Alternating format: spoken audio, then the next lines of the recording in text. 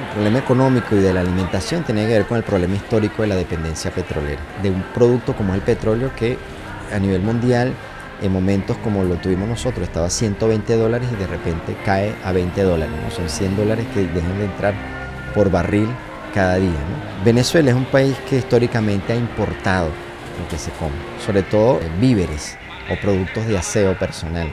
Es una debilidad, un problema.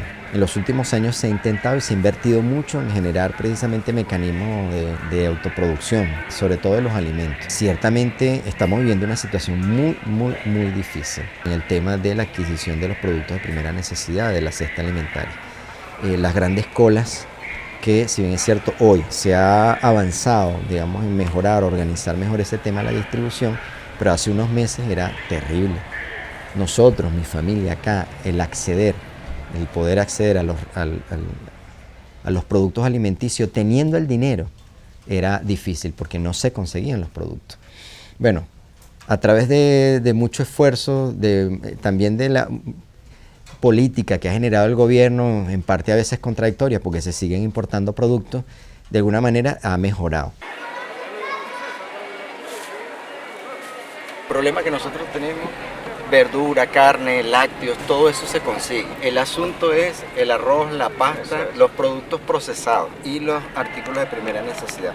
Por eso aquí no se puede hablar de una hambruna, porque no tenemos arroz, la gente cocina papas, no hay pasta, la gente hace yuca, busca las alternativas. Eso es lo que nos permite.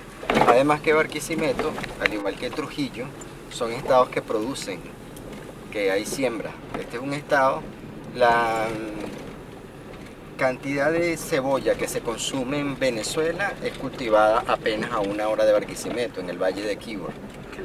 Y creo que el segundo o tercer productor de papas del estado de Venezuela es el estado Lara. Entonces hay alternativas, hay. La dificultad es con productos víveres como el arroz, la harina, ¿no? La harina de maíz para hacer las arepas, que eso es un problema también que hay que analizar con atención. La arepa es digamos, el producto, es el pan venezolano por excelencia. Los venezolanos comemos arepas a diario, las 3 veces, si es posible, en el desayuno y el almuerzo. Es un acompañante. Y es nuestra identidad.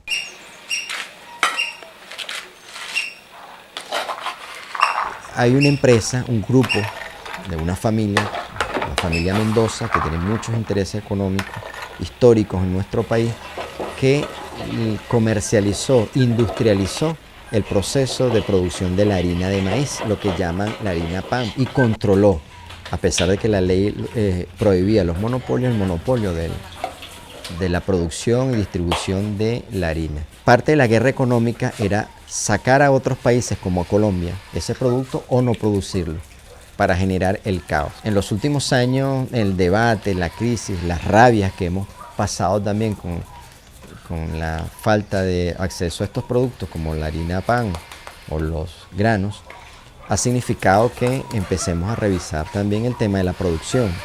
Ha significado que en nuestras casas, en nuestras familias, empecemos a recuperar lo que era una práctica de la Venezuela hace 50 años, como es el comprar el maíz y nosotros mismos, a través de métodos artesanales, si se quiere, procesar el maíz, que no tiene ninguna ciencia. Ha significado también el de revisar inclusive hasta el contenido de nuestra dieta alimentaria, así como desde el punto de vista de la producción en general y de la economía.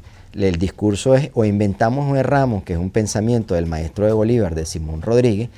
Del punto de vista de la alimentación también, inventemos hacer harina de papas o arepas de papas, arepas de yuca, ¿no? O sea, inventar, innovar, eso nos está permitiendo eso, el de buscar diferentes métodos. Y en el caso de la compra en otras alternativas. O sea, está el sistema de distribución de alimentos del gobierno, ¿verdad? Que lo viene desarrollando desde hace muchos años con algunas debilidades y problemas. Está el privado y hay otras alternativas, las empresas de producción social, las cooperativas. Son instancias que también se están desarrollando para dar respuesta al tema alimentario. La comandante Jennifer.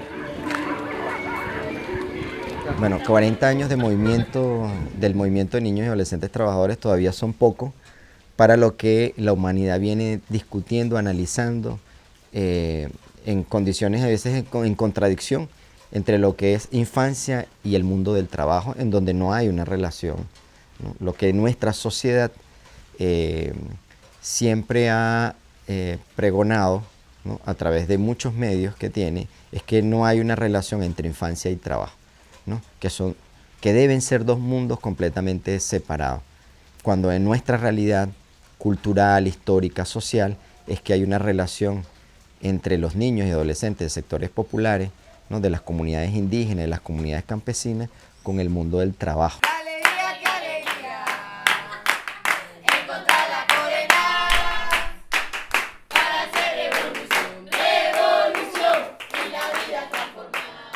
El trabajo, entendiéndolo como un hecho social que se ha desarrollado en nuestro continente históricamente en unas condiciones que no necesariamente tienen que ser iguales y semejantes a la de otros contextos geográficos, ¿no?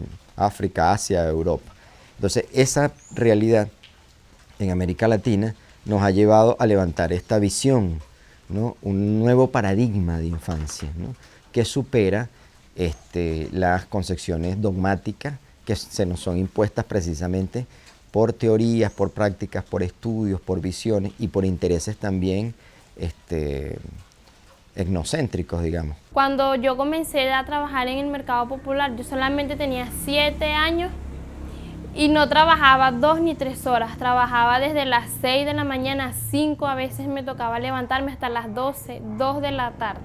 Ya era mucho más que una explotación, ya no me reconocían mi trabajo. Si tenía algún accidente, no me lo reconocían, no me ayudaban, pues tenía que ser yo. Yo solamente trabajaba para los jefes, como quien dice, no.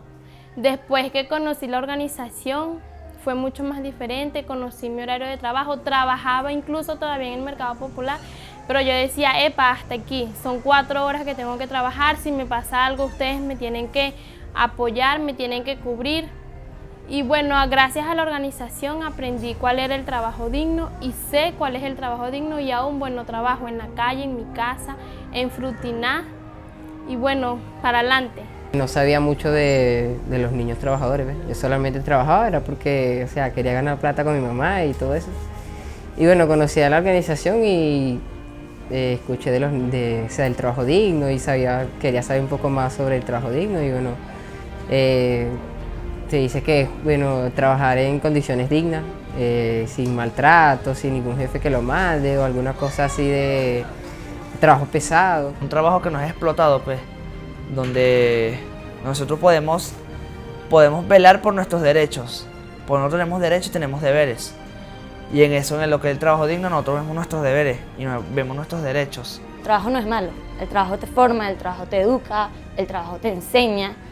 Y el trabajo no es malo sino bajo las condiciones en las que se da. En el movimiento de niños trabajadores, yo creo que en América Latina, como movimiento social, es el movimiento social que más ha trabajado el discurso de la dignidad, del tema de la dignidad.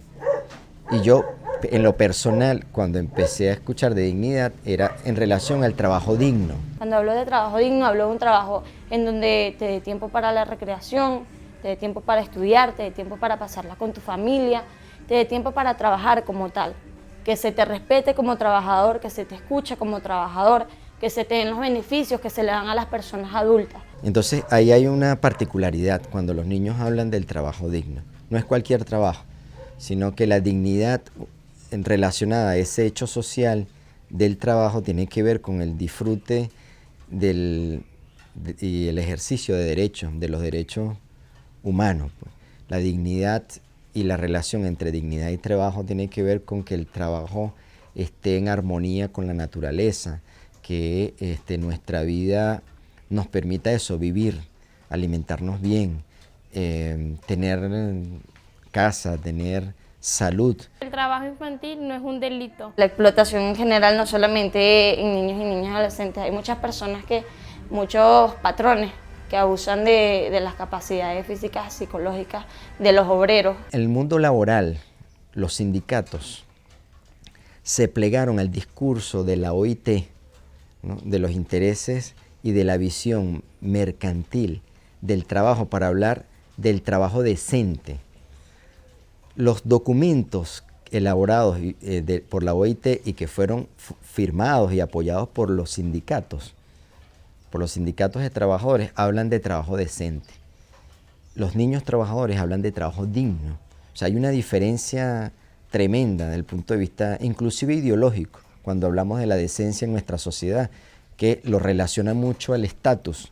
Ese señor es decente porque se viste bien, porque habla bien, ¿no? Y nosotros no decimos un trabajo decente ni para adultos ni para niños, sino un trabajo digno para niños y para adultos, es más en la persona, en la humanidad inclusive. El presidente al comienzo, él decía que no, que los niños no podían trabajar porque los niños había que cuidarlo y todo eso.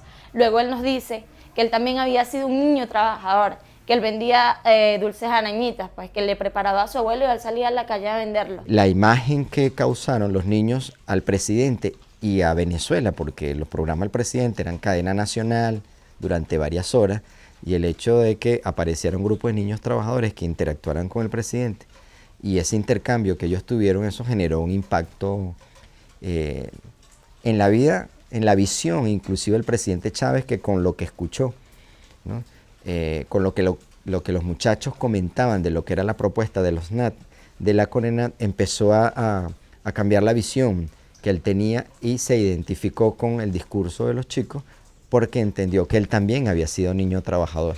Él se veía ahí en el rostro y en la expresión de esos muchachos, ¿no? Él decía que esa experiencia de ser niño trabajador le ayudó mucho a reafirmar, pues, su personalidad, ¿no?, reafirmar sus valores, y de alguna manera también él consideraba esa etapa de su vida como un elemento importante una vez que fue presidente de Venezuela.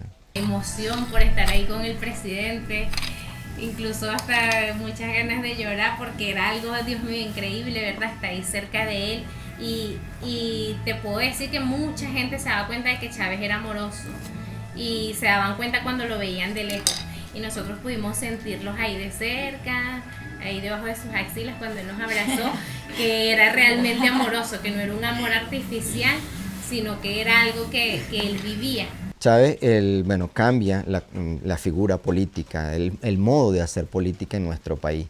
Y un elemento bien importante es que es la reivindicación de esa Venezuela que había sido ocultada. El darle rostro a los pobres, ¿no?, el darle voz, además.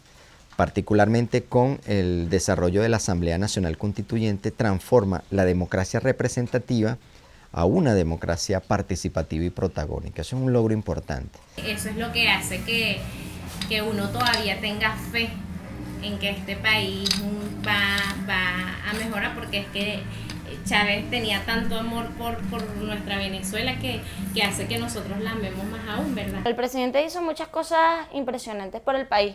Le vio a los pobres, no como pobres, sino como parte del país como tal, como parte importante del país.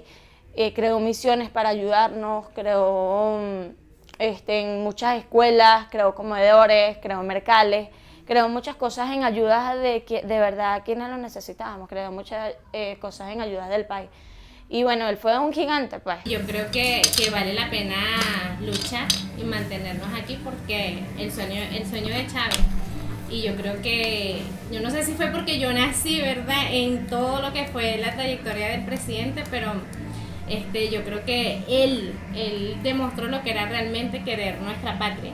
Y como él lo hizo, ya no está. Yo creo que la gente fiel y las personas que les duela Venezuela, tenemos que luchar, pues, así sea con las uñas, pasar por lo que tengamos que pasar, pero también contar con el momento de que vamos a estar nuevamente arriba no en una Venezuela como antes, en una Venezuela mejor, que superemos las dificultades. Desde la llegada del comandante Chávez hemos vivido un constante asedio. Por supuesto, frente a una burguesía nacional que además representa también los intereses internacionales, el hecho de perder poder político con la llegada del comandante, ellos no se iban a quedar con los brazos cruzados, ¿no? siendo Venezuela el país con las reservas petroleras más grandes del mundo.